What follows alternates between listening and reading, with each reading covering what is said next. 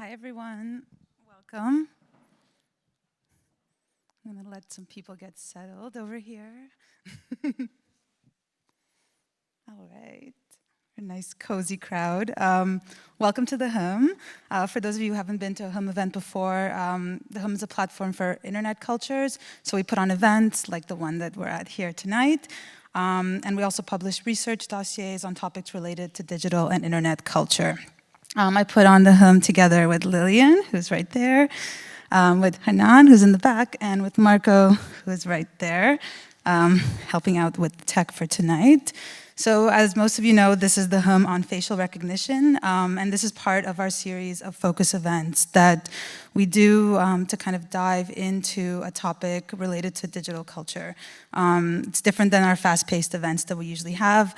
Our last focus event was on deepfakes, and that one was done completely online, so we're really excited to be here together in person for this one, even though it's right at the cusp of a new lockdown. Facial recognition software is increasingly integrated into our daily lives, often without us even knowing. There's a high chance that our faces are being tracked while we're going to the grocery store, visiting our parents on the train, or supporting our favorite soccer club. So for those of you who don't know, facial recognition systems are a form of biometric technology which involve a process of making data out of the characteristics of the human body. So the technology can verify your face during a passport check when it measures if your face in real life matches the face on your passport. And it can also identify your face when law enforcement companies check whether your face matches a face in their database during a police check or a police stop. And the AI can also classify your face into different categories like young or woman or attractive, for example. We're not so far from a scenario where a stranger can take a picture of you at a bar and later search through a database to find your name and all available images of you online. There's already companies like the Russian company FindFace and the Silicon Valley company Clearview AI who have created databases just like this with content scraped from social media platforms. And they're selling these databases to law enforcement agencies and organizations all around the world. Although after much criticism and a few lawsuits later, Clearview AI has stated that it has stopped selling information to private organizations, but it is really scary for us to think that a private company like this has all of our data and all of our images that we put online. Facial recognition technology is increasingly being used by governments and organizations that make life-changing decisions, such as the police, while the reliability of the software is still in question. In fact, most facial recognition algorithms have a racial bias. Black and Asian people are more likely to be misidentified. There was a study done at MIT of 3 commercial gender recognition systems, and they found that they had error rates of up to 34% for dark-skinned women, a rate nearly 49 times that for white men. So you really see where the kind of scary aspects of these technologies come in because we sort of start to think that we can trust them and that they're unbiased, but there actually really is a lot of bias within these technologies and the database systems that they use. So as I mentioned, we publish research dossiers with the Hum, and this event is also linked to our research dossier on facial recognition. And in this dossier, we explore the increase in the use of facial recognition systems and what this means for our society. Just to give you a little taste of what is in it, you can find the article that Lillian wrote, where she wonders about to what extent AR filters can actually protect our faces against facial recognition technologies. I also interviewed Yair Schalkwijk from Control-Alt-Delete and Naomi Appelman, who's doing her PhD at the Institute of Information Law. And in that interview, we talked about the role that facial recognition technologies and these databases have in the hands of the Dutch police. We also interviewed, we invited the designer, Noam Youngrak's son, who is also actually going to be joining us as one of our speakers today. And Noam was reflecting on how these AR filters can be used as a way to express yourself and actually create like a multiplicitous identity rather than a single identity. And we talked to multidisciplinary researcher Emily West, who looks at the potential of facial recognition technology in patients with dementia. There's also a special list of different artists who have made like different tools that you can use to block your face. So like the kind of our top 5 creative ways that you can try to evade these facial recognition technologies. So you can actually find this whole dossier. It's free for you to read on thehum.nl. So when you go home tonight, you can already take a look, and you'll find all of those articles and those interviews there. So yeah, based on everything I said, it can start to feel like these technologies are extremely negative. But with the Hum, we try to sort of be critical about big tech, but we also look at the potential parts of this, like how are people using this in a fun way? What are the good things about this technology? And we kind of try to create a balance between those 2 ways of thinking. So with this kind of idea in mind to provide different perspectives, we wanted to bring together 3 speakers who bring these like 3 different approaches or perspectives into facial recognition technologies. So we'll be talking about the potentials that face filters have to alter our identities and generate critical discussions, why biometric tech in public space should be banned, and how we can reclaim not only the face, but also the whole body from technology. So our speakers tonight are Noam Youngrak, Lotta Holling, and Bogomir Doringer. Some of you might have noticed that one of our speakers, Maaike Schipper, who was originally going to join us, was not actually able to make it tonight due to some personal circumstances. So luckily, Noam was able to join last minute, which is really great. But if you were interested in Maaike's work, you can find all of her research on her website. So you can take a look there. So just to give a little overview of how things will go, each speaker will talk for 15 minutes. Lotte is the only one who's here in person, so the other 2 speakers will be joining us virtually. So we're doing a really nice kind of hybrid technical event here. I think it's going to be a lot of fun. Hopefully things go smooth. And after each 15-minute talk, we're going to have time for a 5-minute question and answer period, after which we'll go on to the next talk, and then at the very end, we'll bring everyone together and we'll have a 15-minute panel discussion. So you have a lot of moments where you can bring up your questions.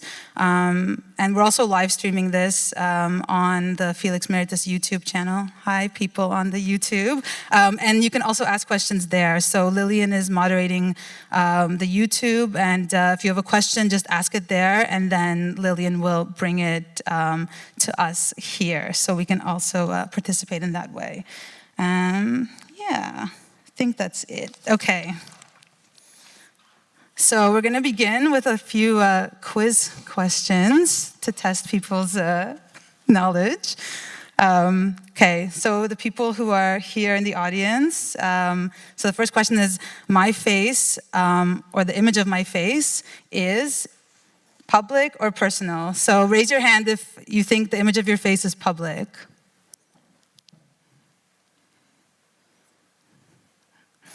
Okay, that was 3 people. And raise your hand if you think it's personal. More of the audience. Maybe this is like it's like if you believe it should be public or if you believe it should be personal, whether if you actually think it's public or you actually think it's personal. Because I see Hans, who used to be the director of Bits of Freedom, raising his hand to my image is public, and I know that he does not want his image to be public. Okay, next question. Okay, in New York City, how many people can legally be together while wearing masks during a protest? So, who thinks it's 7? Who thinks it's 5? And who thinks it's 3? Okay, the answer is 3. 3 people, that's the max amount of people that could be together wearing masks before they can be arrested. So if you have more than 3 people wearing masks, then the chance of them being arrested goes up. All right, next question. Okay, how much was a man in the UK fined for hiding his face from facial recognition cameras? Is it 250 pounds? Okay, 3 people. 90 pounds? or 480 pounds? Okay, so there was like an even mix here. The answer was 90 pounds. That's how much a man was fined by sort of blocking his face while he was walking by a camera, and the police then arrested him and fined him for not willing to have his face be tracked by these cameras. All right, next question. Okay, how large is the Dutch police? How large is the Dutch police's facial recognition database? Is it 1.3 million people? Okay. 8.2 million people? Okay. Or 280,000 people? Okay. I think most of you got the right answer, which was 1.3 million people. So that's how many images are in the Dutch police's facial recognition database. And finally, how many photos can you search using Clearview AI's application that they created? Is it 1.5 billion images? Is it 3 billion images? Okay. Or is it 0.8 billion images? Okay, actually most of you got this one too. It's 3 billion images that you can search, and all those images were scraped from social media platforms online. All right. Thanks for participating in our first quiz of the evening. Okay, so I'm going to introduce our first speaker who's going to be joining us virtually. As I mentioned, for these research dossiers that we make, we always invite an artist or a designer to make an image contribution. So this could be sort of anything they want to create that relates to our topic. And so for this dossier that we made, we invited Noam to make an image contribution, and we're going to get to see that in a second. Noam is a designer who's excited about the unexpectedness that a well-designed fiction can open up and the critical political discussions that it may cultivate. Noam was also a previous speaker at a home event that we did together with hackers and designers, and there Noam was sort of transforming into a bat during the talk using a filter. So that's how we sort of found out about their work and invited them to make this new face filter. So as I mentioned, we're really lucky that Noam was able to join us tonight really last minute. So Noam's going to talk about the filter, face filter contribution that they made for us, and discuss like how AR filters can be used to create a multiplicitous identity that has the potential to democratize self-design. I think Noam is going to make it much clearer. But first, we're going to look at the image contribution that Noam made for us for the dossier. Welcome. Welcome. Welcome. Welcome to to Noam's Self-Design Committee. I'm Noam Youngson, the founder of this democratic decision-making group. And you're also Noam Youngrak, a member of the committee. Self-design is an important task, too important to be dictated by one person. I invite multiple myselves here to construct my identity collectively. As a member of this committee, I and I have equal rights and responsibilities. Feel free to use, misuse, Construct and deconstruct This identity. Welcome. Welcome. Welcome. welcome to Noam's Self-Design Committee. I'm Noam Youngson, the Thank you, Marco. Okay, so we're going to bring Noam in virtually. Okay. I'm going to get off the stage for this part. Am I in? Yes, we're ready for you. Okay. So, good evening, everyone. Let me share my screen first to get the slides.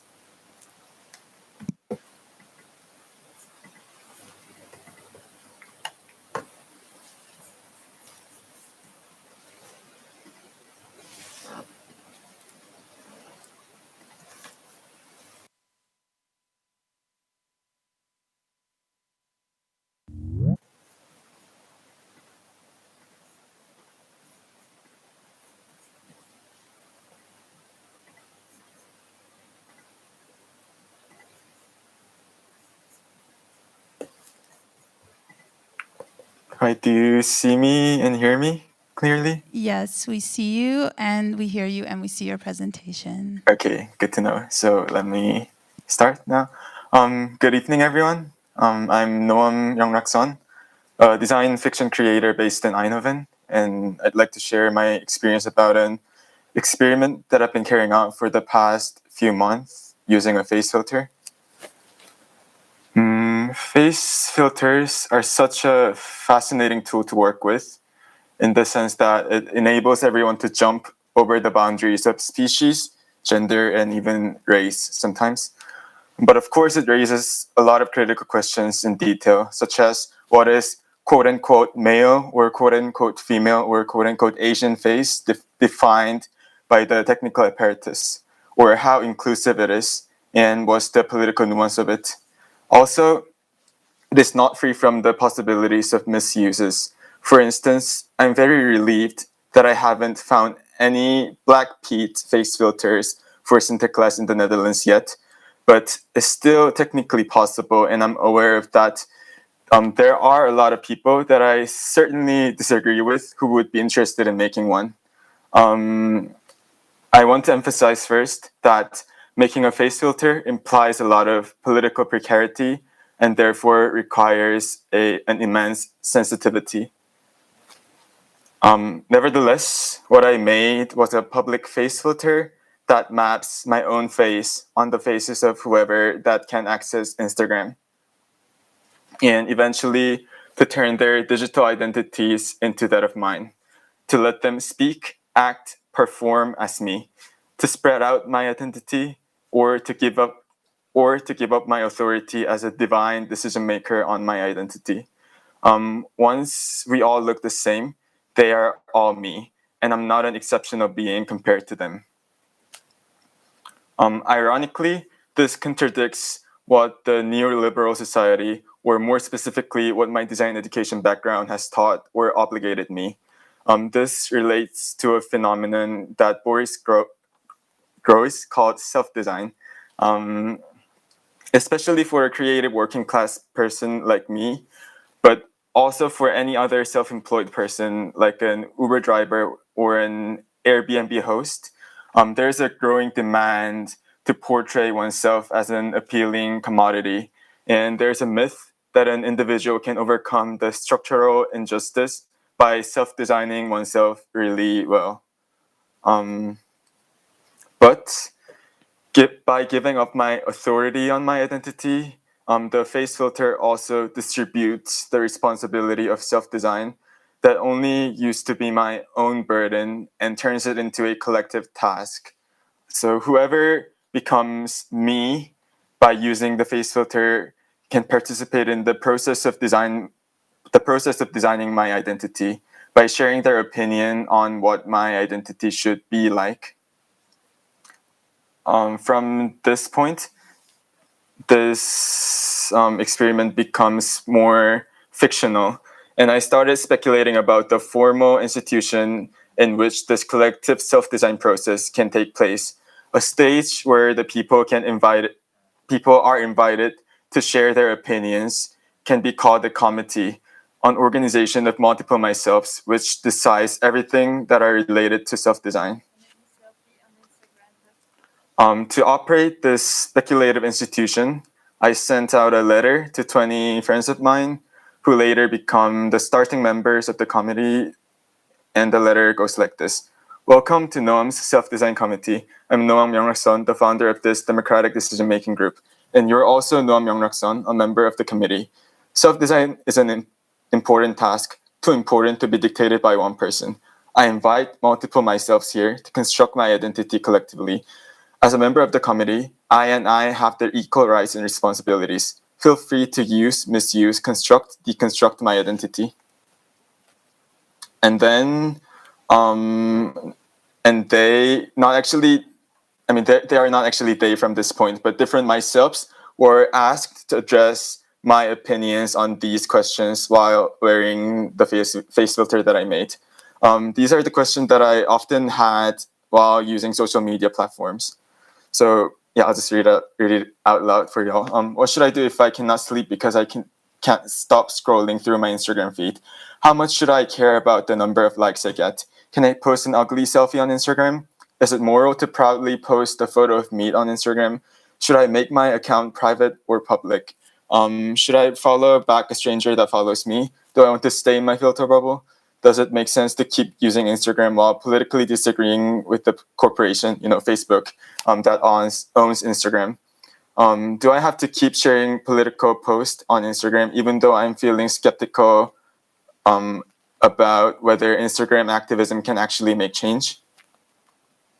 And later, those statements are combined into long debates without a certain conclusion because I didn't devise a voting system or something equivalent to that yet. Maybe there can be some ideas from the audience later, but about how to reach a conclusion from these debates. But before that, I think what we need to question first is if we need a conclusion.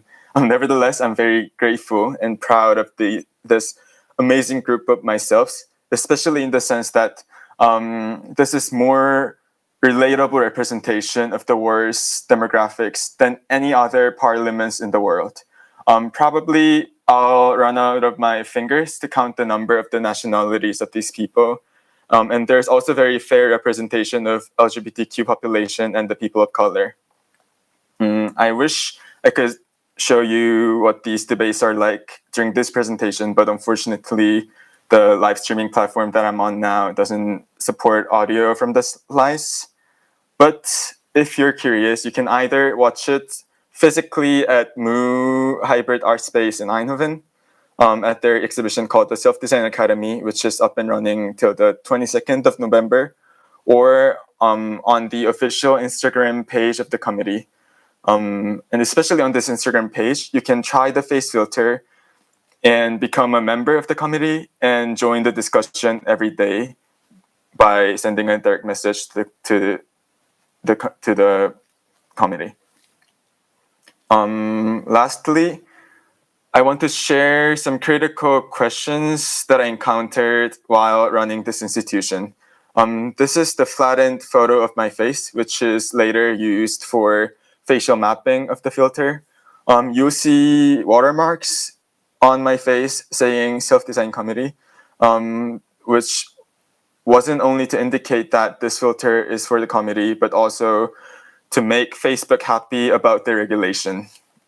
So apparently the very first version of the filter without the watermarks was declined by Facebook since it contains a photorealistic representation of a human face. And I had to add the watermarks to make it appear less like deepfakes. I do think the regulation has a point because for sure they need a measure against deepfakes.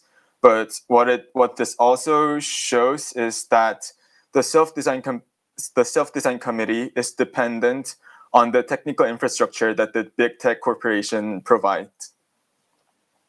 And those infrastructures are just as biased as everyone is. For instance, the face template texture that Facebook provides is based on the idea of gender binarism, only supposing that there are only male or female faces. And the platform doesn't appear very inclusive for the gender identity of the self-design committee of mine. This leaves a question, how can the self-design committee deviate from the biases that are already prevalent on the apparatus that it relies on? And as a conclusion of this presentation, I want all of you to speculate about your own self-design committee that probably works more or less, but not exactly that of mine. Who can legitimately be in your self-design committee? Who profits from the operation of your committee? Who is exploited by your committee? What resources and infrastructure does your committee rely on? In which cultural background does your committee functions? How does it deal with the unforeseen disputes with someone else's self-design committee? How would your self-design committee systemically differ from that of mine? Thank you all for listening.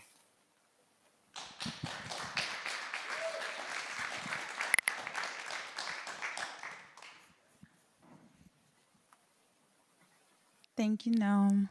Am I back? I think I am. Okay, you can see me. Great. Yes. Thank you so much for your presentation and also for sharing the background of this face filter process. I'm just going to set my timer really quick so we don't go over the... Yeah. How much did it take? How much did it take for me to present all things? Like 10 minutes? Okay. Yeah. Okay. So we're going to do like 5-minute question and answer. But I'm going to start and then we'll open it up to the audience. And also if there's any questions coming from people who are watching on the live stream, you can also ask them now. So the filter that you made it using Spark AR, which is a program that is made by Facebook, which everyone can download for free. And it's quite easy to use, and it offers the opportunity to design filters and then also share them with quite a big audience over Instagram. And with the Houwing, we try to embrace this creative potential that face filters offer to professional artists, but also to amateurs. In the questions that you posed, In the beginning of Corona quarantine time, tech and to see like more. Also, so I had the similar question when I an amount of content that is presentable, and it was a pragmatic choice for me to use Spark AR because everyone had Instagram or Facebook on their phone, and they didn't have to install anything extra to join my committee. But yeah, but of course then it becomes the committee, not free from the issues that I raised in the end of the presentation. Thank you. Is there any questions from the audience that's here in person? Mm-hmm. Any questions from the YouTube audience? No. Okay, I'm going to ask one more question. Yeah, I was actually thinking about, when you created this filter, you're really thinking about, to me, like how to democratize an image or an image of an individual person, how to make it this kind of more multiplicitous image. But I was also thinking about, because that one is just your face, and I was curious how you see it, maybe how you see the committee working in the future. Like, would they make like a composite CGI face, for example? I was just curious about like how you kind of imagine it, because this is the first version of this project. So yeah, I was wondering, in your imagination, how do you imagine these committees to be working? I mean, technically, of course, the images that the face filter creates will be more indistinguishable with real myself. Of course, I have to question what is real here, but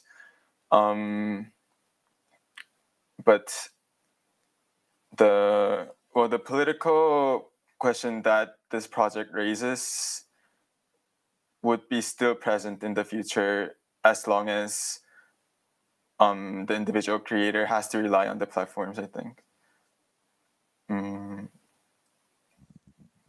Yeah, that's clear. That's true. Yeah, as long as we have to, we're sort of stuck working within these systems that we have and that most people are using, then it's hard to find like a tipping point into another kind of system. All right, so we reached the 5-minute mark of our question and answer period, but we'll see you again during the panel discussion. Yes, so, looking forward to it. Yes, so if people have questions for Noam, you can still send them through and then we can bring them up during the panel discussion. Thank you. All right, I'll see you in a bit.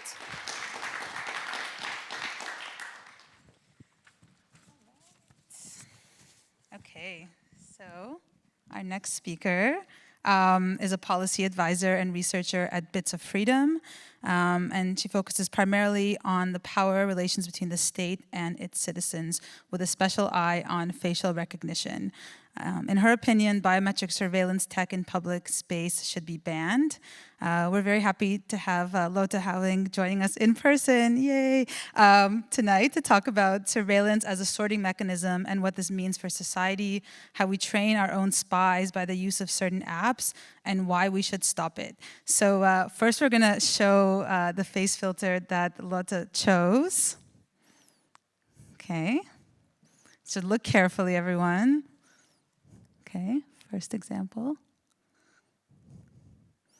And I'll give you a clue. The photo on the left is the original photo, and the photo on the right is the photo with the face filter. And then Lillian and I also tried it out, so we have our own. There's me on the left, no filter, and on the right, filter. And then Lillian on the left, no filter, and on the right, it's filtered. So I'm going to let you talk about this filter in case people are confused, because it's a really special one. And it also ties in a lot to your presentation. So I'll let you come up and talk about that. Maybe I can explain that. Yeah.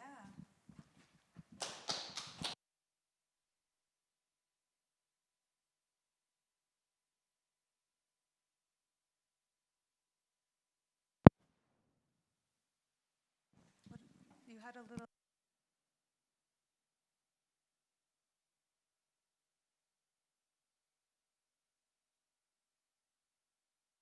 1 second, everyone.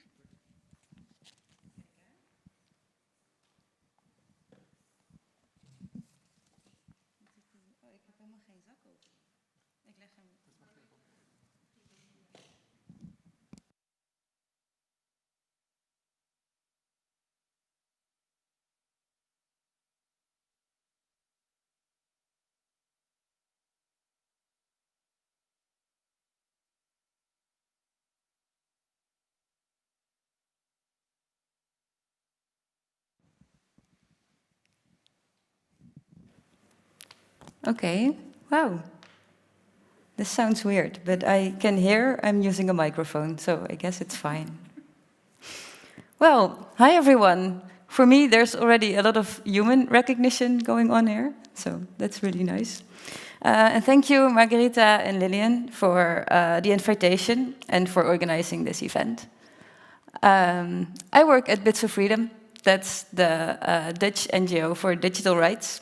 And as Margarita said, my name is Lotte, and I'm going to talk to you about why I think facial recognition should be banned. I will do my ultimate best to do this within 15 minutes, so no further ado. The first reason is it reduces our faces to barcodes. And who wants that? Here you see my former intern, Paula, who I also humanly facial recognized here in the room. On the left, you see a fabulous human being, and on the right, you see what this looks like to the machines. Well, when we talk about human beings, I prefer the left perspective, and I hope you agree with me. Here, you see the emotions of Paula, scanned and analyzed. The machine is the most certain of our happiness. I was really happy to see that. But after that, the predominant emotions, according to Amazon, are fear, confusion, and disgust. I hope she had a great time at Bits of Freedom. Our faces as unique identifiers does not only tell us who you are or how you might feel, but also enables connection between information in existing and searchable databases and the person. Here are some examples. Oh, I think I'm pointing the wrong direction with the pointer. Ah, yeah, now it works. This is Churchix. This makes it possible for church leaders to track, based on the video feed and the entrance of, for example, a church, which members of their church community are attending and who are not. As Margarita also mentioned the example of FindFace, which makes it possible to use a picture of a random person you see in physical space and match this photo with the social profiles they have on VK, the biggest social network in Russia. Photographer Egor Tsvetkov tried this out with random people in the metro, and for 70% of the young people, he was able to find this link between the physical person in front of him and their online presence, without them maybe even noticing. Back to my former intern Paula, because the former pictures were part of a project we called the Ultimate Stalker Tool. Can you maybe click on the link? Here you see a live stream You're gonna see a live stream. Of the Dam in Amsterdam, one of the normally most crowded spaces in public space. The most people go there in Amsterdam. And there's a live stream on it that's on constantly. Throughout Amsterdam, there are several of these kinds of cameras with a live stream. Paula's project had effect because now you see the camera with a reduced zoom. It used to be further zoomed in, that if somebody ordered a sandwich at the Dam, you could see what's on there. It also makes it possible that if you download this live stream and render it through facial recognition technology that Amazon put online for free for everybody to try out, you can recognize who of all the persons in that live stream is, for example, Paula. Now imagine you would do this for all these live streams throughout the city, and you would add notifications for when this special person in your life enters this live stream.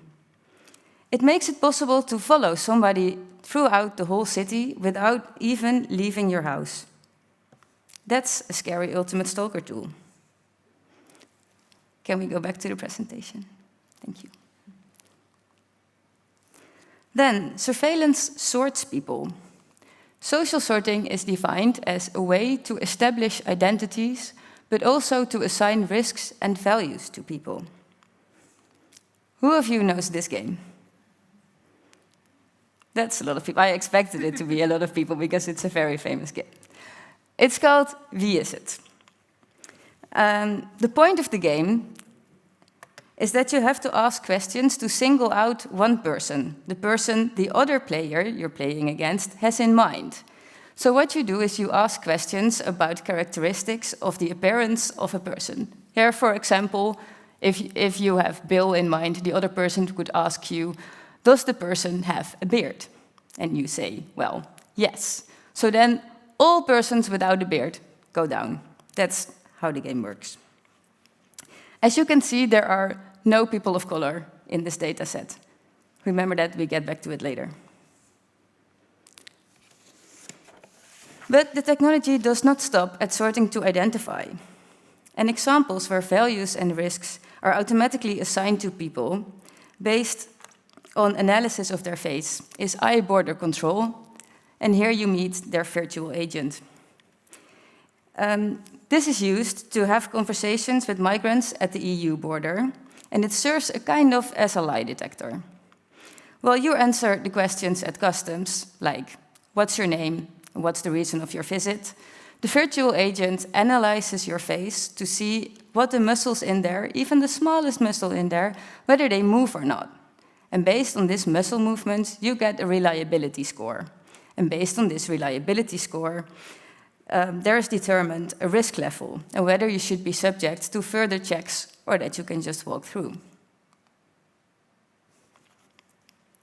One of the problems with these systems is that they are built with data that is subjective and established in colonial and patriarchal structures. This causes that the categories, profiles, algorithms, etc., all entail, reproduce, and exacerbate this bias. When we use these tools to surveil people, which effectively means to sort people, the systemic inequality is reinforced, to say the least. To say this in simpler words, face recognition tech is racist and sexist. Some examples.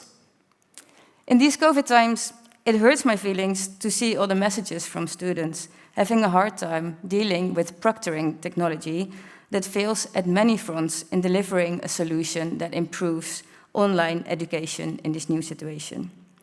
But one of the most painful things is that simply people of color seems to be shut out from the access of taking their exams. Another example that most people of you who have Twitter probably have seen in their feeds is that the same systems play a part in prioritizing which images get a stage. The cropping rhythm of Twitter. Since their main goal is making people click on links and stay on the platform, it shows what it expects to be your favorite, giving the stage to the people on stage. Then there's a great research that Margarita also refers to. It's from Joy Bulambini, called Gender Shades. And she shows in this research how much better European and American facial recognition technology are in recognizing white males over women of color, and thus how the chances of being falsely flagged are unequally spread over society along the lines of privilege. Some people will say this is just a matter of technological deficiencies, and thus it would be solvable. It would be solvable by using bigger, more diverse datasets. Let's see where this leads us to. Google hired subcontractors to go on the streets and fool people of color, especially the ones that looked poor to them, into giving them their facial image. Some of them got a $5 coupon in return. Some of them were fooled into it in the terms of playing a game. These are just some random examples, but there are several of tech companies that scrape large amounts of pictures from the internet to train their surveillance technologies without asking people for their consent. And people do it themselves as well. Do you remember FaceApp? Their privacy policy stated that the data you gave them could be shared with other tech companies in the group. That could be expanded any time, and that all these companies in the group could use the data you gave to them to develop their own technologies, which could be surveillance technologies. And the biggest scandal of last year, also already referred to, appears to be Clearview AI. The company that scraped 3 billion images from the internet, put it in a database, and sold it to law enforcement as a kind of service to get easy access to personal information on people. But we have to remember, the internet is not a face database for the development of mass surveillance technology, and we should not allow technology companies to use it like it. Now, since I'm a lawyer and a policy advisor, I'm a little bit here, and my job actually entails focusing on the legal part. So I will quickly walk you through. Since there is European privacy law, and we have international human rights law, giving us fundamental rights that protect us against mass surveillance and unlawful processing of our biometric data, we and our public spaces should be fine. However, in practice, we see facial recognition being used. This shows that to protect our rights and freedoms, we still need to do one thing. And I will keep that short. That was really short. We need to ban biometric mass surveillance. Thank you.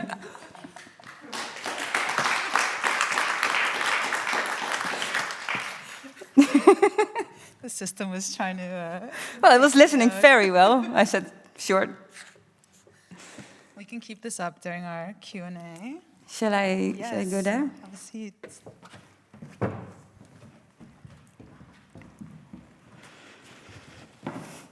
Oh. Thank you so much, Lotte. It's very interesting. Oh, thank you. Yeah, we were actually curious because it seems like there's not a lot of sort of public debate and information about how these facial recognition technologies are being used. And do you have a sense of, like, when we move through the public space, let's say in Amsterdam, for example, how our faces are being scanned and in which places they might be scanned? Well, I know that at the arena they have this pilot, but it's really unclear what they actually are doing there. So I think that's also one of the problems is the lack of transparency. I know the police is using it, but they're not using it like constantly to surveil everybody in public space. But it is possible because there's a lot of cameras in public space. And what they do is, for example, if there's imagery of a person doing a crime, they take this imagery and then apply facial recognition. So since there's cameras almost everywhere, the possibility of using facial recognition on this imagery is also there. The step's not that far. Is there anyone in the audience that has a question? Yes, go ahead. Don't you think it also has some I'm just going to repeat the question for the people in the live stream. So the question was, don't you think that there are also sort of positive parts about this technology, which is that it can track criminals and help police solve crimes faster? Well, I think there is still the possibility that it could work to catch criminals. But I think you could say that of a lot of things. And the problem is that there are still false positives. So if you catch somebody, if you think you catch a criminal, you might catch an innocent person. And there's a lot of effects to society that we don't want, like the things I will not say now again. But I think that we have to ask ourselves the question, what kind of society do we want to live in? And do we think it's proportional to have this damage to a society to catch some criminals? And aren't we able to do that in another way that doesn't deliver us this damage? All right. Any more questions from the audience that's here? Yes? I talked to a friend earlier this week who had a profile picture on his, I think it was his WhatsApp, where he used the Face app. He altered his face until like when he was older. And I asked him like, you do know that this is like being used in your face, because I know he's very conscious about lots of things in the world. And he said yes, but I'm already, I've been using Snapchat filters before, so I'm already out there. So my face is already out there. It doesn't matter. Is that true? Is like if you've used it once, is it like it doesn't like matter anymore because it's already out there? Was he right? Or That's a good question. I'm going to just repeat it. I'll do the short version of it, but it's it's about a friend that was using the Face app, and then there was a criticism from well, that whoever our person, what's your name? Was asking the friend, like, don't you know that this is a bad app and it's gonna, like, your face is gonna be all over the internet now? And then he was saying that well, it doesn't really matter because I've already used Snap Camera. So I guess the question is about like proportionality. So like if we've put our face out there or used one of these apps like once before, is it just as bad as having your face everywhere and using like every kind of app that stores the image of your face? Well, I think you already framed the answer a little bit in repeating the question. I think if you gave your face data away to one company, you cannot take that back. So that we have a problem there. Like it is used to train certain technologies, and that already happened.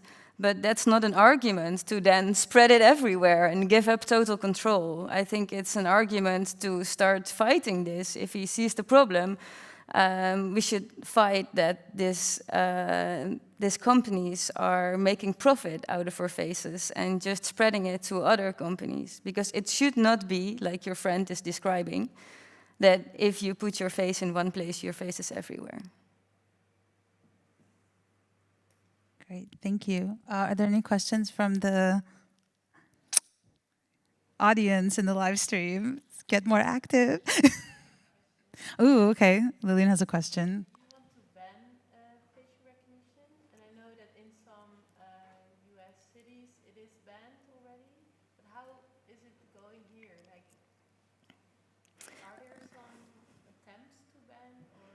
Okay, so the question is whether there's attempts to ban facial recognition in the Netherlands, like there have been bans in some cities in the US in the last few years. Well, then I will get a little bit deeper into the legal part.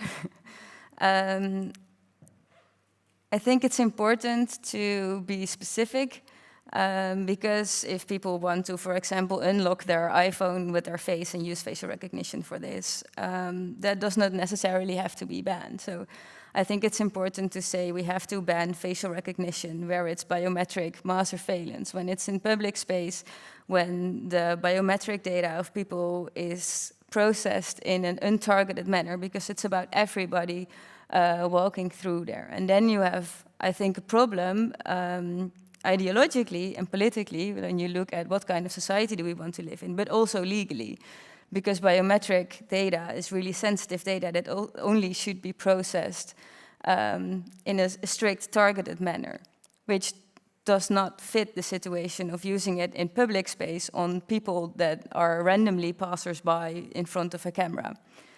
And European privacy law and human rights are already kind of stating this. But it wouldn't be a legal document if there was no exception. So they state like national law can regulate certain uses. But so far, Dutch law doesn't do that, but that's probably a matter of time. And that's why it should be banned right now, or whether the Dutch legal system should regulate this and the content of this regulation should be a ban.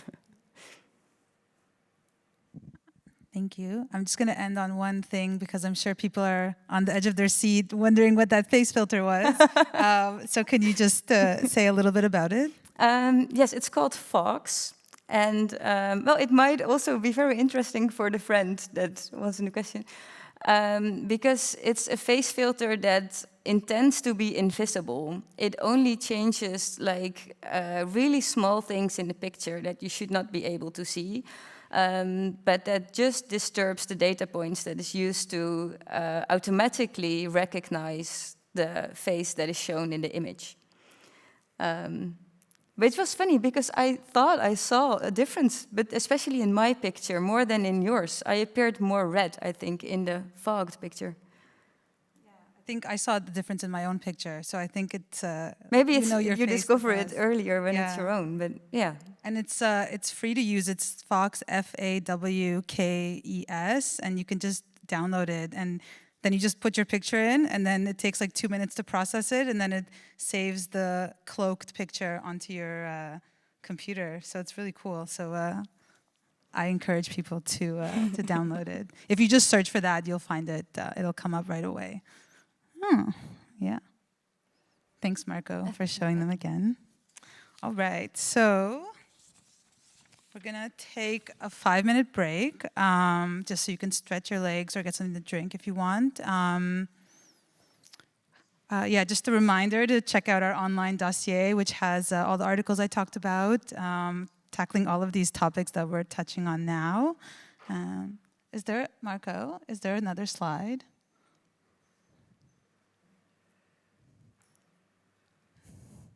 Yes, and then the next one. Yes.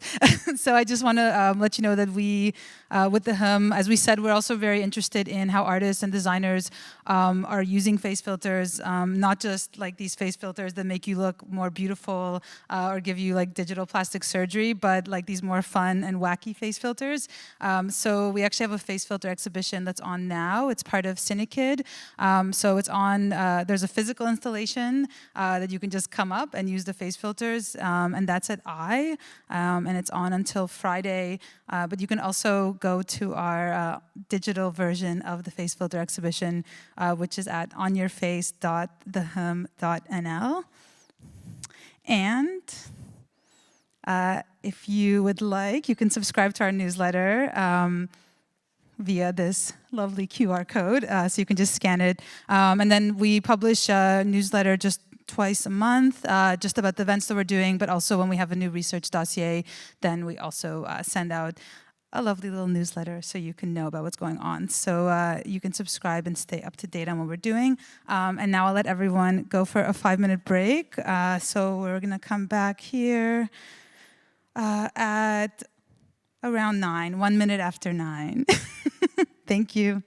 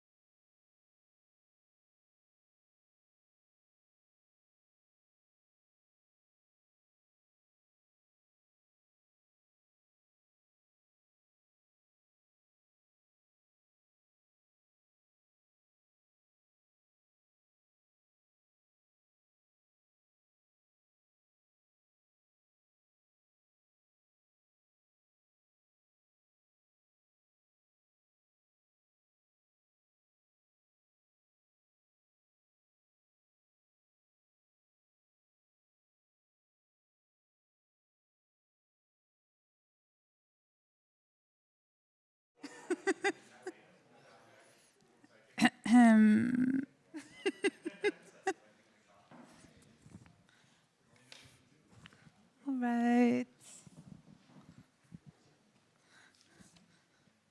Welcome back, everyone. Okay, thanks. So we're going to start this after the break part with another set of quiz questions. So let's begin. All right, so this is just personal preference. There's no right or wrong answer, but which of these devices would you use to protect your face against facial recognition technologies? Who would use the first one? Who would who would use the second one? And who would use the third one? It's a mask.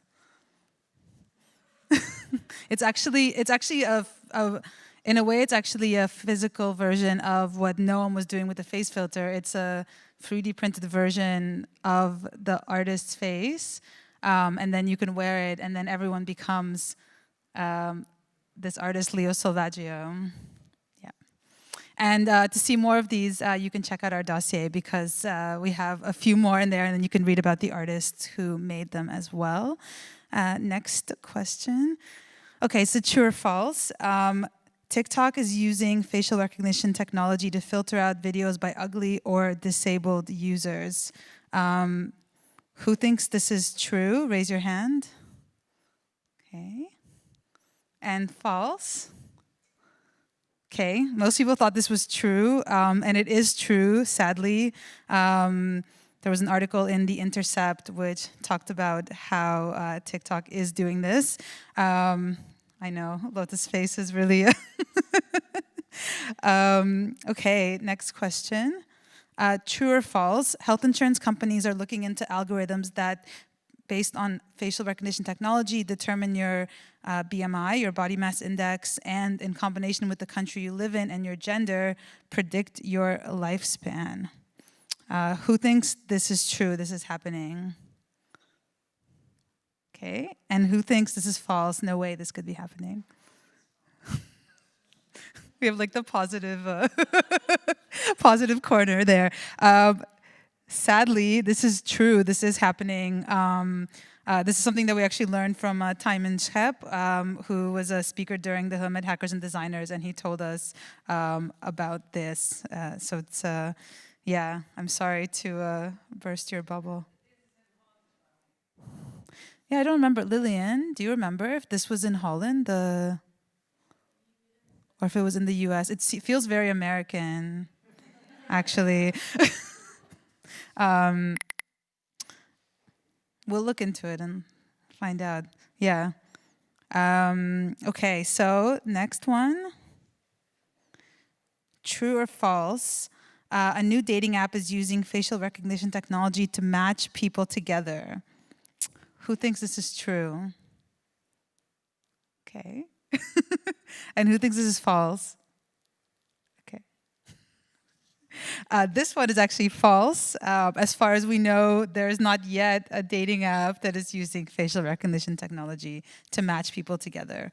Hopefully this won't be like a new idea. All right. Okay. That's the end of our quiz here.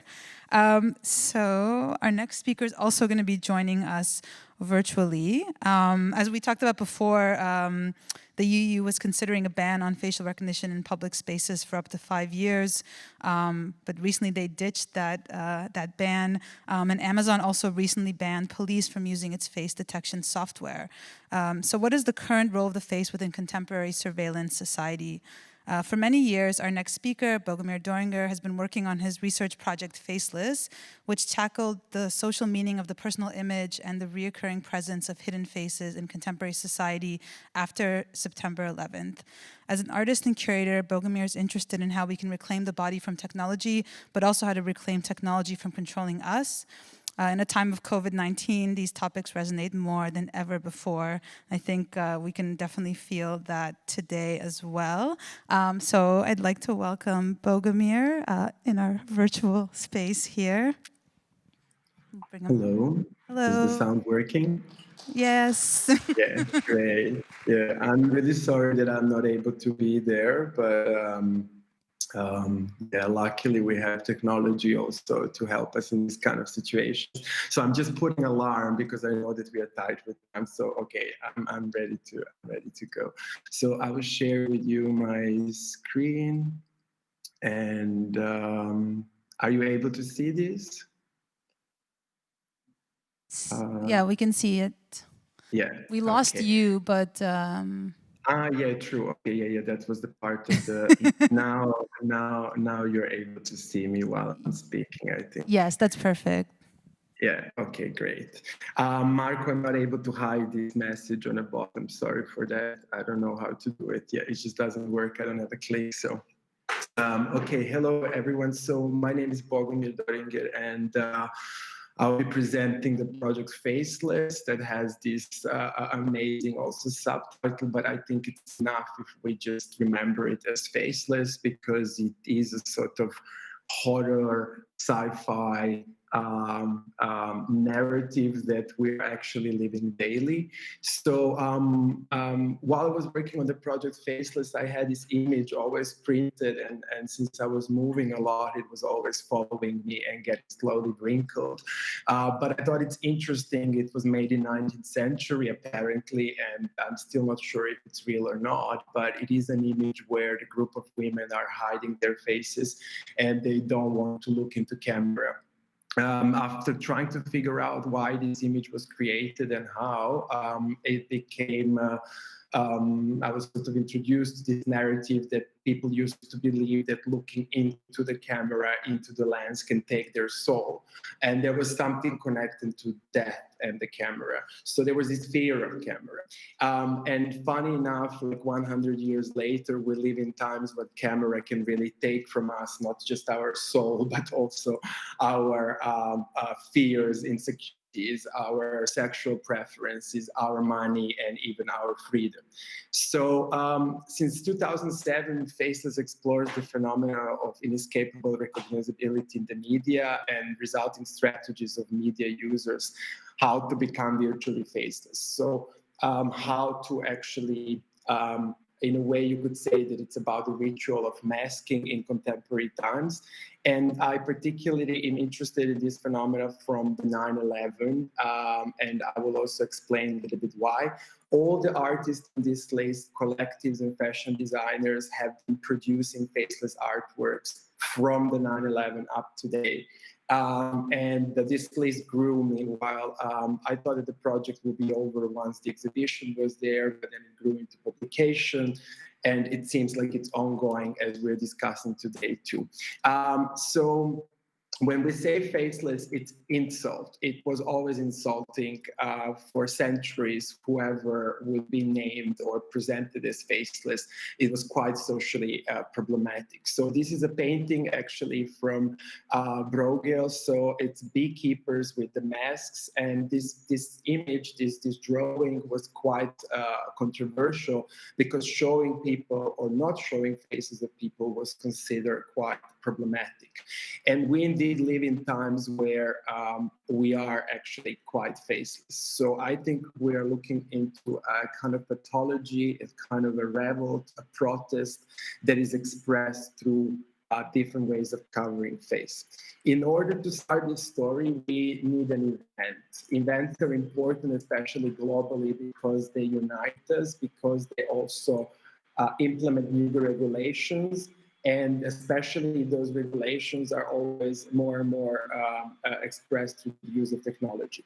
So 9/11, even the event that to many of us seems so far away, or even like that it's something that is in another country or not relevant for us, did make an impact on the way how we live, but it did also scare us, and therefore made us accept this kind of a separation between those who show the face and those who hide the face, or those who should show the face and those who should hide the face.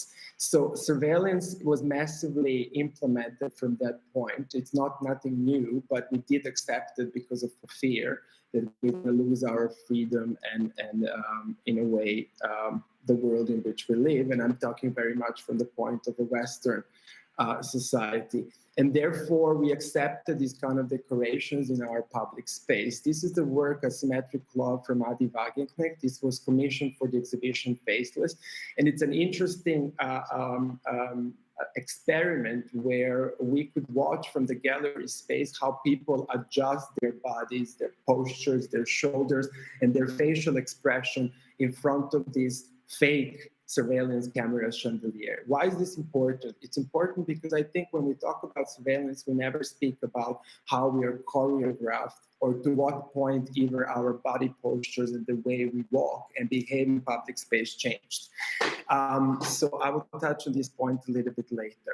At the same time, we do live in a finally phase where surveillance capitalism is something that became a known term, where it was clearly introduced to us by Shoshana Zuboff that we are not surveilled for our safety, but we are surveilled because that way we can buy more, we can consume more. We are exploited through the surveillance systems because our data tells a lot about us. And first of all, it tells us how the profit can be made on us. So to put things a little bit in context, from 9/11, there was a lot of, to some of you, these images are known or not. Like I will run through a lot of images, you'll be bombarded with them. They're all part of the exhibition and the publication. But the issue of burqa has been widely, it was discussed, especially as well in Netherlands. I think with the murder of Tel Verhoef, like this issue and sort of Islamophobia was penetrating even more the Dutch society. And a lot of artists started really working with the issue of burqa. They were trying it, they were playing with it. They were researching in what way the censorship was done in Iran, in image culture. So I kind of started gathering all those works. And what was interesting is, for me, the moment when burqa entered the homoerotic art or when it entered the fashion runaway, but in Japan. So undercover collection from 2006, 2007. So you could see how the images are sort of getting out of control and how an image of Guantanamo Bay can become again homoerotic image from Slava Meguti. How Amnesty International campaign can result into graffiti from Banksy. How balaclava from a fashion runaway of Raf Simons can again repeat itself into media use and then again repeat itself in a pop culture. And if we think about public protests, most of the public protests that happened last 20 years happened under masks. Zapatista, Anonymous, Pussy Riots. Even the hoodie in itself was a form of a masking in a public space or hiding. And not to even mention that during the Corona crisis, actually Black Lives Matter movement exploded, and it happened mainly under the masks. Hong Kong protests too. So suddenly the superheroes from science fiction movies entered our daily life, and there is a reason for that.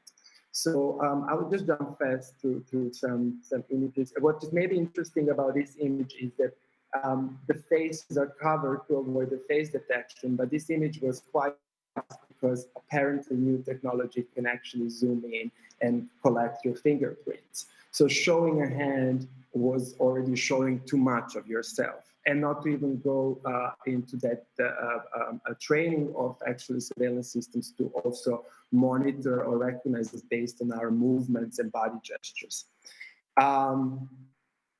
Other examples, a lot of different examples. Sexuality became more and more faceless. Prostitutes in red light district do not want to show the faces, which is very different. And in the 80s, the camera is really becoming unwanted guest.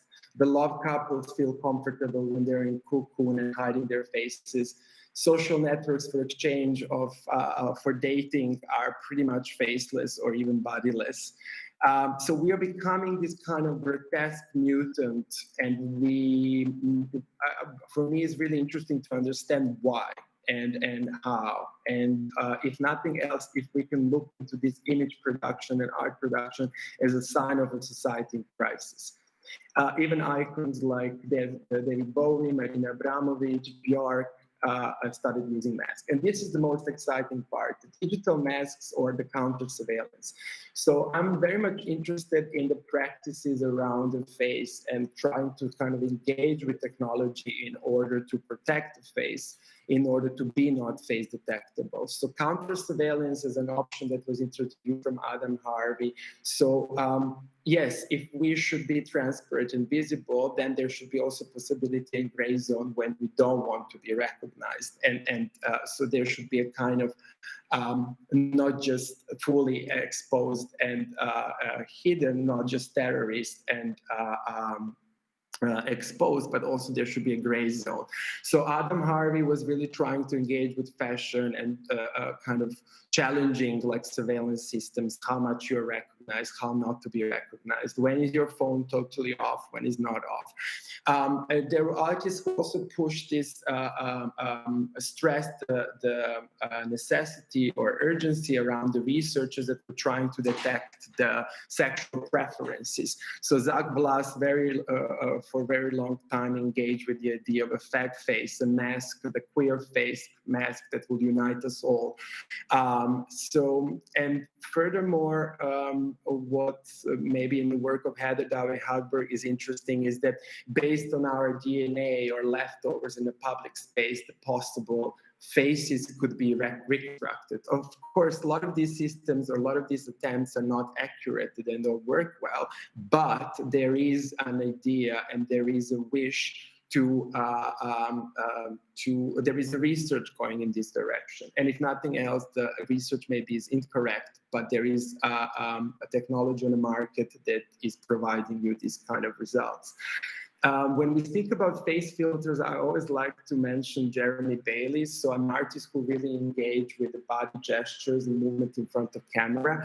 And I think he kind of announced what we are experiencing today. And there's this constant engagement with camera and our facial expression. And I would even argue that we are daily trying out different kind of digital drags. And this is very interesting. We are daily dragging ourselves, or like we are practicing this at home, but still the daily life, the streets look more normal than ever, or more boring than ever.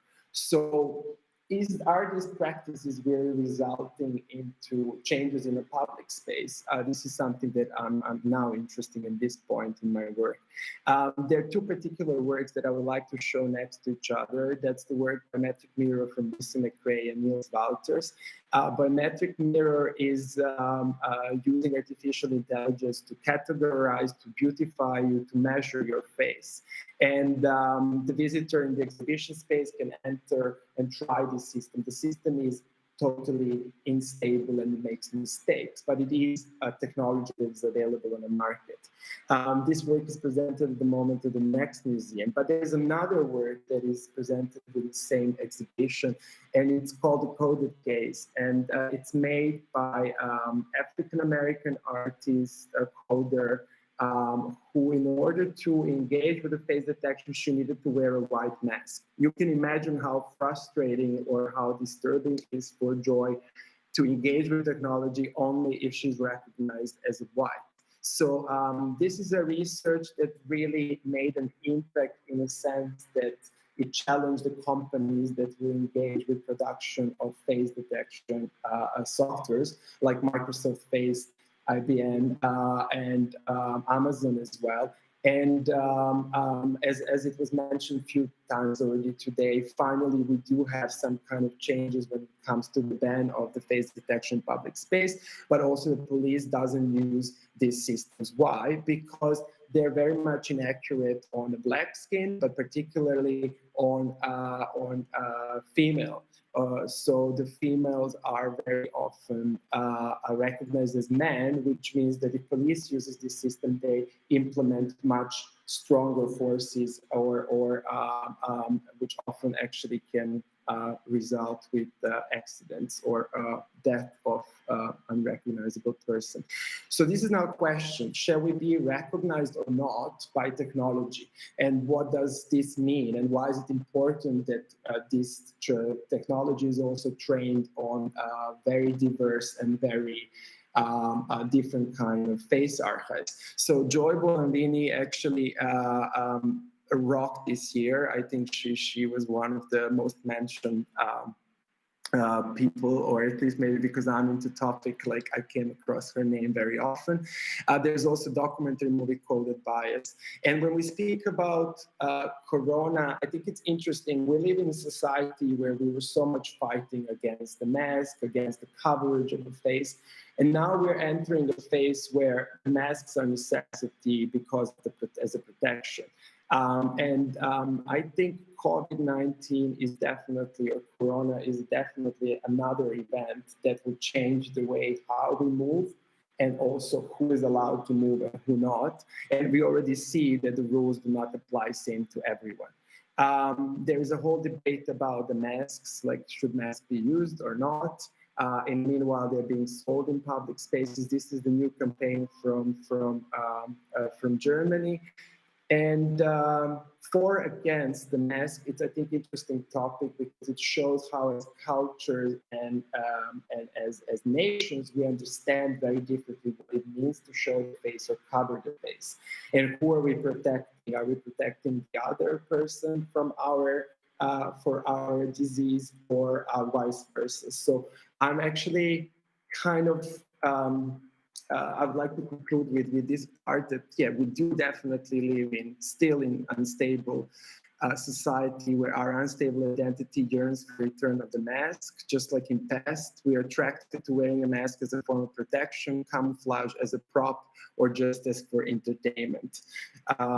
So yeah, in case you're interested in the book, this is the book, and this is my ending. Actually, my alarm just went on. I hope I'm in time. Yeah. Thank you.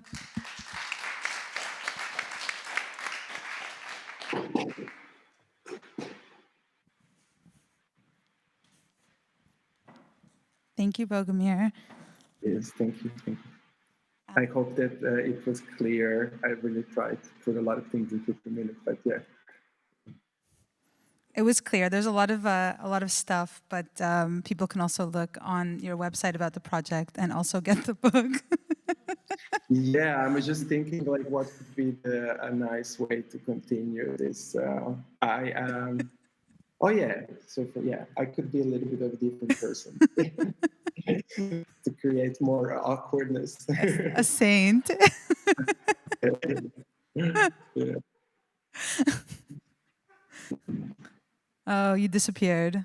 No, don't worry, I'm here. I just changed the camera. Yeah. Okay. All right, I'm going to. I want to ask you a few questions, and then we can all come together for the panel discussion.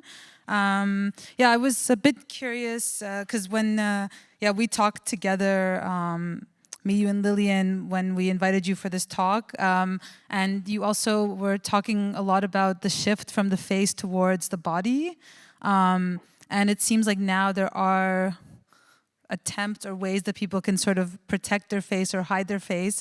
But if there's now going to be like surveillance with the whole body, for example, gait recognition technology, so technologies that can recognize you based on the way you walk, how would you sort of protect yourself from that? So I was wondering, maybe you could sort of just talk a bit about this shift to the surveillance of the body from the surveillance of the face. Yes. Meanwhile, I really thought that faceless would be over in 2013, but as I said, it's sort of just as a curse, it kept on developing further and growing. And so I started another project, which was about researching of dancing clubs, and I was particularly interested in these situations that people would not dance in clubs, but they would have all the conditions for bodies to move. So they would have a good music, they would have a good lineup, they would have, pretty much proper living conditions.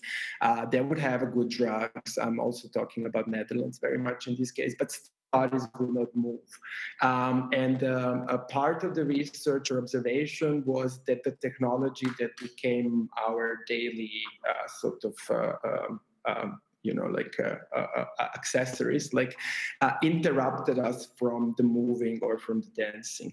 So I started then really looking into dance as a way of reclaiming the body from that interruption. But also in a way as a way of trying another ways of moving and physical expression.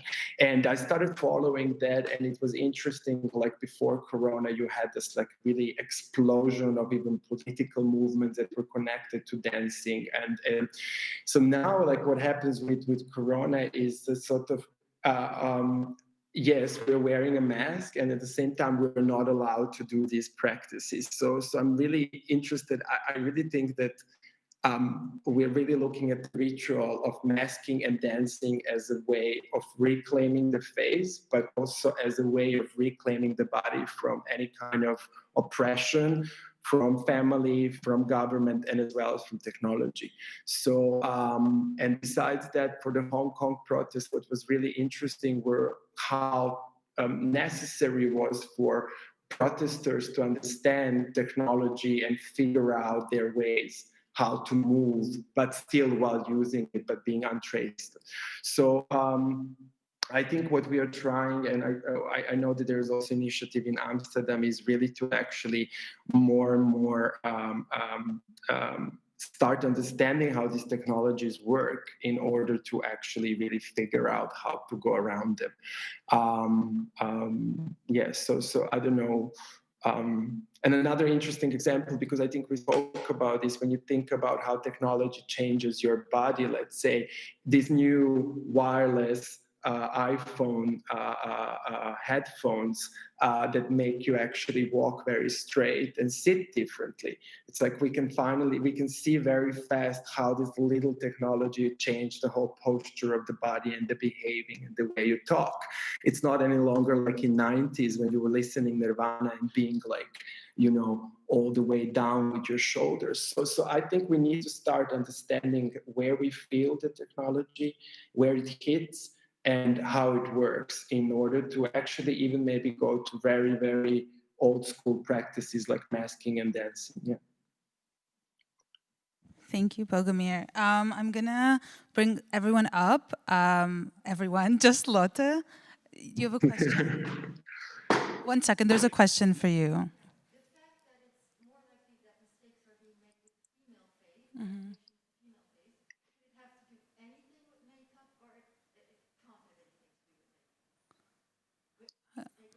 Okay. Bogomir, do you know if the inaccuracy of these facial recognition technologies for female faces, does it have anything to do with makeup or not? No, it's just pretty much with the skin color. Oprah Winfrey is identified as a man. So even if you put a picture of a famous person, Oprah Winfrey was identified as a man. So it's really about the skin color, and the white man gets the most easily recognized. It's simply that the data and images that were implemented in these training programs were not inclusive or diverse enough, it's really kind of, basically these systems are not trained on certain skin types and colors. Yeah. Mm-hmm. Maybe we can also bring Lotte up to continue the discussion.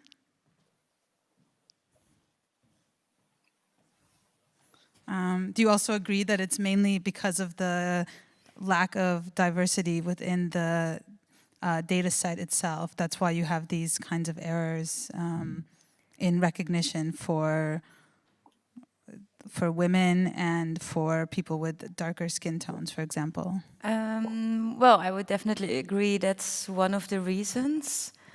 I also read some other things that it's the data set, but also that it matters which skin color you have, how light reflects, for example, and that technology needs certain settings for certain reflection of light. So then you have to choose for which kind of skin type you make the optimal settings. And then you have to make a choice in which skin type has the well, preferred settings, and this will have better recognition. But you cannot change the settings all the time. For example, if you use it in public space, because there's just random passers-by. So this probably also plays a role, and you see a lot with, for example, facial recognition, that it's a machine learning algorithm. So you also don't really know how this algorithm develops, and there can also be bias in that. So I think there's several causes or reasons for it, but I think the most important thing is the outcome. Thank you, Lotte. Maybe we'll see if there was any questions that came from people who are watching the live stream. Here's one question. Which form of surveillance currently in use by governmental institutions, if it being replaced for the good, can be abolished by introducing facial recognition? Can you say that again? Which Which form of surveillance currently in use by governmental institutions, it being replaced for the good, can be abolished by introducing facial recognition? So which forms of government surveillance that are now not using facial recognition can be abolished through the use of facial recognition? It's a very complicated question. It's kind of like, can we swap out one surveillance technology for another? I think, yeah, sorry, may I? Yes, go ahead. I think it's interesting with this sort of camera chandelier that we had, and it was like fake cameras, as I said. The most scary surveillance that was happening there was a self-surveilling. So, you know, like I think what this technology does is nothing else that we are trained and educated to do since very early age. You know, we go to schools, we decide to position ourselves, we're trained to be strategic, we scan the public space, we see who is seductive, who is not, who is potentially dangerous or not. So I think that's the sort of everything that this technology does is really reflects who we are as humans and what is our nature. And I think what's becoming very interesting is how much this technology started reflecting on what we are into the core and how we are. So yes, I think partially this technology probably needs, let's say, a different data set, different parameters, but partially it is also created in such a way, in some cases, to exactly actually follow and scan certain faces. You know, determining somebody's sexuality with a face detection is an interest of somebody who is probably not into queer rights, but probably against. So I think what we are now experiencing is really actually finally having this mirror and understanding to what point we as humans are what this technology is. It's just literally limitation of our daily activities and our daily thinking. Yeah. So it's quite confronting in that sense, I think. Yeah. Thank you. Any questions from the audience that they want to ask during this talk? Yes, Lillian?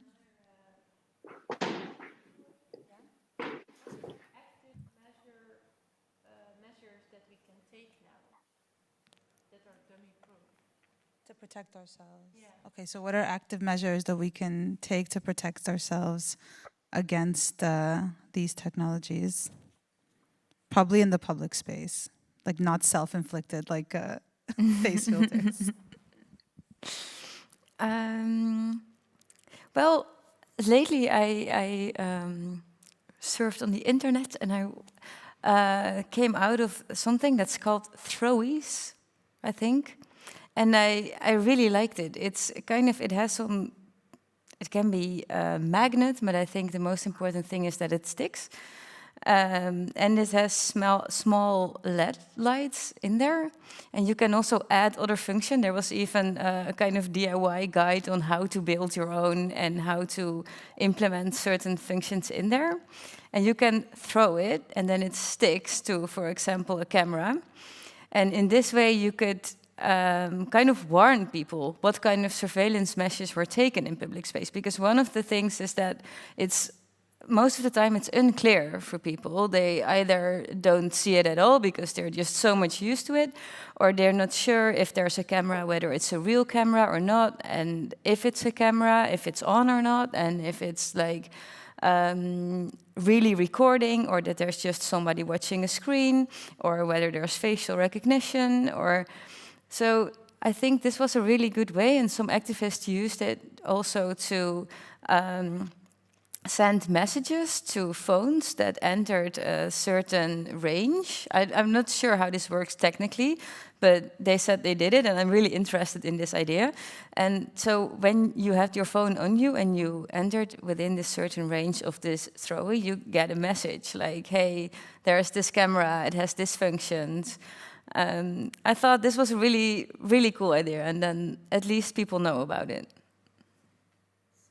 Like an app on your phone. This was an app on your phone that would also track you as you go through. No, you didn't have to have an app. That's also why I don't really understand still how this works technically, like how you would receive this message. But they had this kind of thing for it. Now it becomes a bit of a vague story, but I was really interested by this idea. I thought it was What really was it called inspiring. again? So we can look at it. Throwies, I think. Throwies. But that's like the thing that the physical thing that you throw and it sticks to the camera, for example. And so it had different functions. You could just attach a LED light so that when it's dark, at least there was a light. If you make it red, for example, it really represents this kind of recording light, so people have this association with the camera. But you could add these functions, and one of them was like this text message format. I found it was at least really cool. I mean, technically, I don't really know how it works, so I cannot say it's definitely good or it doesn't have any downsides to it. But I thought it was really inspiring.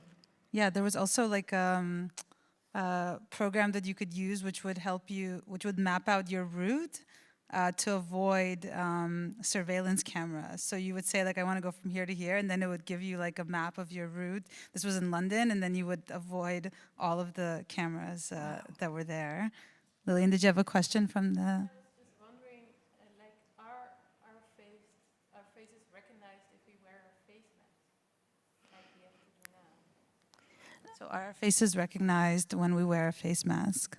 Well, I think in the beginning, facial recognition had quite a hard time because it's approximately half of your face. So let's say half of the data points that's covered. But, well, COVID is also already going on for a while. So they train facial recognition algorithms now to also recognize faces that have those data points covered. There's even a database with, I think, 1,200 people made by data from Facebook. So they made this database only with faces that are covered to even learn these algorithms how to recognize people that are masked up. But one really cool thing is that a group of people, designers from Digital Society School, they made this algorithm that you can make your like a face, a generated face, and you can print that on a face mask. And the idea is that you have a total face, but it's not totally yours.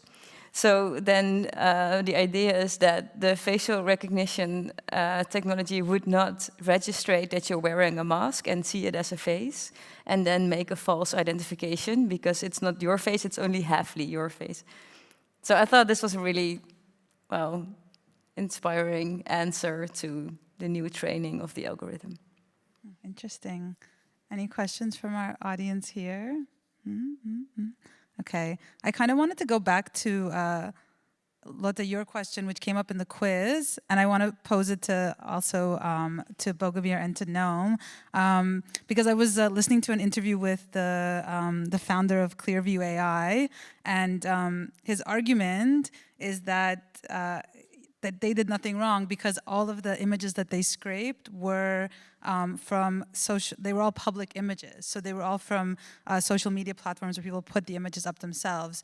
So that was actually like his main argument, was that like those are images that were already put out in the public by individual people And so that goes back to this kind of question about like, does the face belong to the public, or is it private and belongs to you?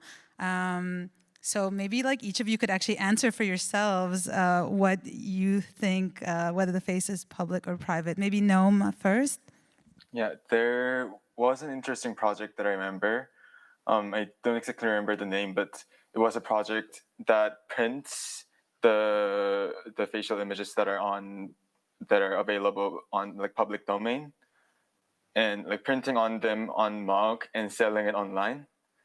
And I heard that like from the artist that there were complaints like from the parents of the kids like that they are selling mugs with the faces of their kids on, but legally it didn't have any problem because it was the image was displayed on with the public domain in the public domain, and I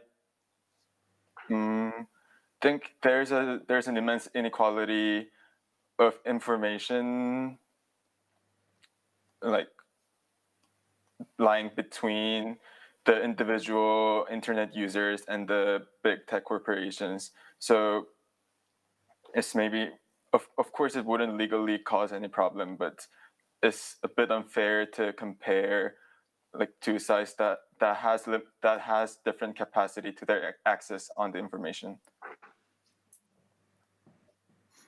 I think. Thanks, Noam. Bogomir?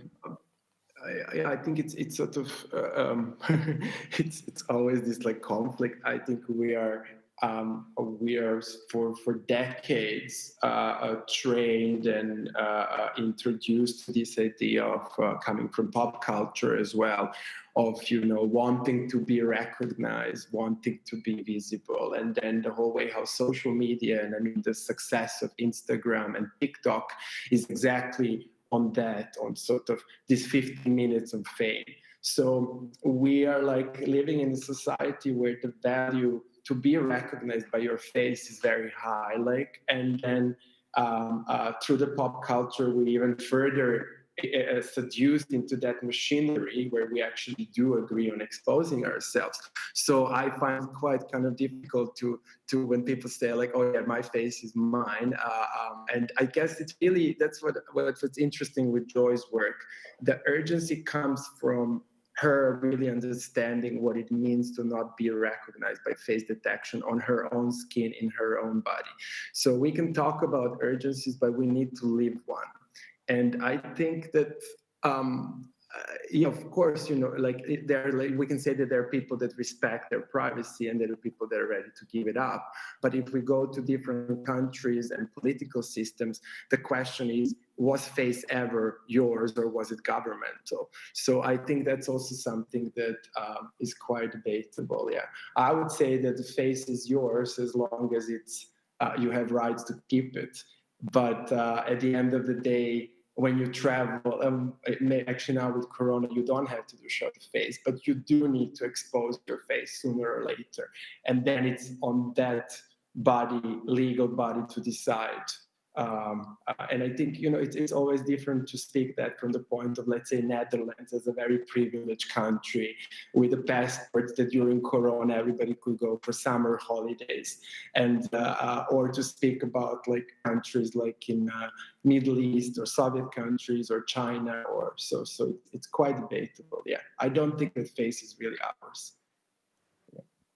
Thank you, Bogomir. It's also an interesting point whether the face ever belongs to us or whether it always, in a way, belongs to the government, with lots of identification. And finally, shall I answer yes, it as well? Just quickly, then we're going to wrap up. It was really funny because I had a hard time that you asked it, because actually I asked the question as a trick question, because I would say option C, both. Because I think it's a means of expression. Like, my emotions are visible on my face, and by using my face as a means of expression, it's a kind of a public function. I send my picture to you to publish it on your website. It's part of a publication, of making it public. So in that sense, I think I cannot say my face is totally private, but at the other hand, it's such an intimate part of who I am and in my communication, and well, much closer you cannot get to me, which makes it very private. So I go for the non-existing option C, both. Option C. It seems like everyone is sort of in option C. Thank you so much. We actually have to wrap up because we have very strict time schedules because we're going to go into a lockdown soon. So I just want to thanks Noam and Bogomir for being with us and for your presentations. You're probably going to disappear off the screen when the next slide comes up. So thank you so much. Thank you. Thank you.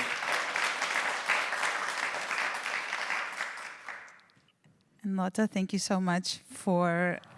Oh. Thank you. That's Bogomir's face-filtered video that we forgot to show.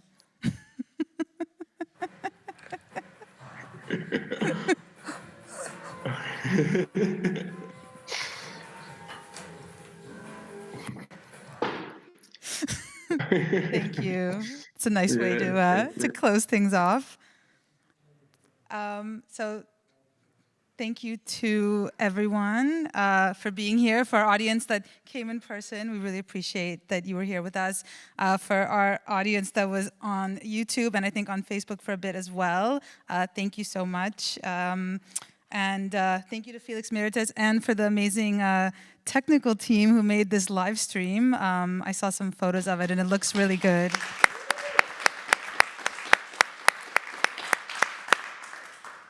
Our next event is actually going to be online. We're no longer venturing out of our houses. And it's going to be with the Institute of Network Cultures and with the Visual Methodologies Collective. And it's going to be October 28th. You'll find info about that on our website tomorrow.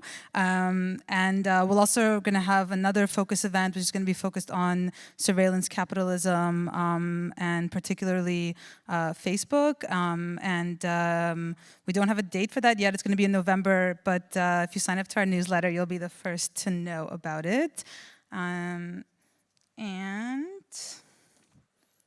next slide. Yes. Big thank you to the Creative Industries Fund and the AFK for supporting what we do. We couldn't do it without them. So a big thank you to them. And thank you again to our wonderful guests. So we'll see you virtually next time on our live stream platform for our next